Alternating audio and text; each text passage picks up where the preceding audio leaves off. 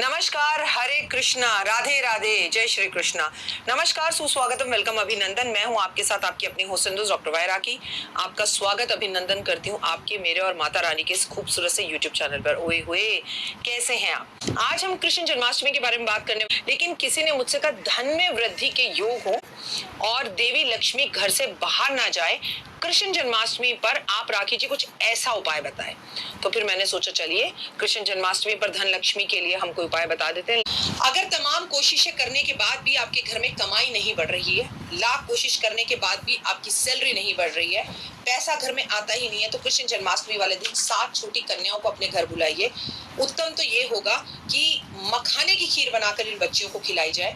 अगर आप किसी कारण से मखाने की खीर ना बना सके, आपकी तबीयत खराब हो, आपके वो 5 दिन चल रहे हो, या आपको खीर बनानी ना आती हो, या खीर बनाने के लिए सासू माँ मना करे, तो ऐसे में आप सफेद मिठाई उन बच्चों को खिलाइए, तो आपको बहुत फायदा होगा। साथ में उन कन्या के पैर छुइए, उन्हें कुमकुम लगाइए, उन्हें कुछ पैसे दीजिए, इस रूप में वो कन्याएं आपके घर में बैठे, आपको इससे बहुत लाभ होगा।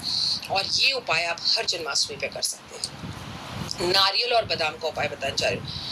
कृष्ण जन्माष्टमी से लेके अगले 27 दिन तक लगातार जो भी व्यक्ति कृष्ण जन्माष्टमी वाले दिन कृष्ण जी के मंदिर में अपनी इच्छा को बोलते हुए सुबह स्नान आदि करके राधा और कृष्ण के सामने पीले फूलों की माला अर्पण करे और 7 नारियल 1 बादाम अर्पण करे, 27 दिन के अंदर उसकी वो परेशानी जड़ से खत्म हो जाएगी और उसे काफी लाभ मिलेगा।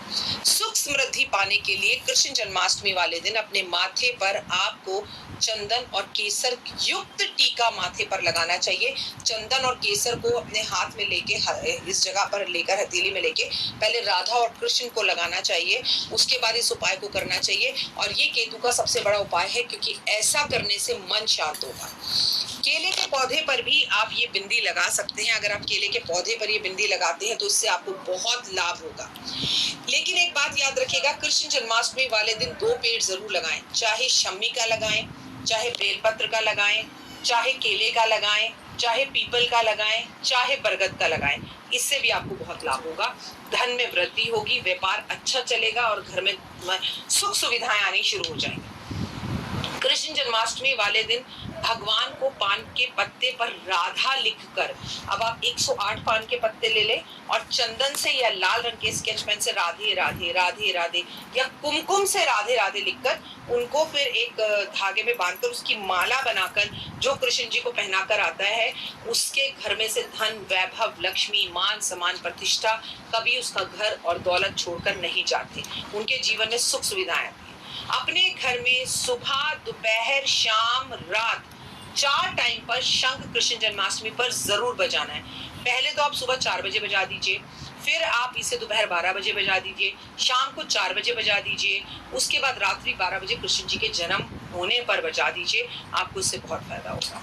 आपको बता दूं, तुलसी की माला लेकर तुलसी के पेड़ के नीचे बैठकर दीपक जलाकर अगर उस पे ओम नमो भगवते वासुदेवा का जाप किया जाए तो कृष्ण जी की अति कृपा आप पर होती है और लक्ष्मी उस घर को छोड़कर कभी नहीं जाती। भगवान पीताम्बरधारी है, इसलिए कहते हैं, अर्थात वो पीले रंग के कपड़े पहनते हैं। कृष्ण जन्माष्टमी पर आपको पीले कपड़े पहनने चाहिए, भगवान को पीले कपड़े तोहफे में देने चाहिए। माता लक्ष्मी दोनों इससे प्रसन्न होते हैं।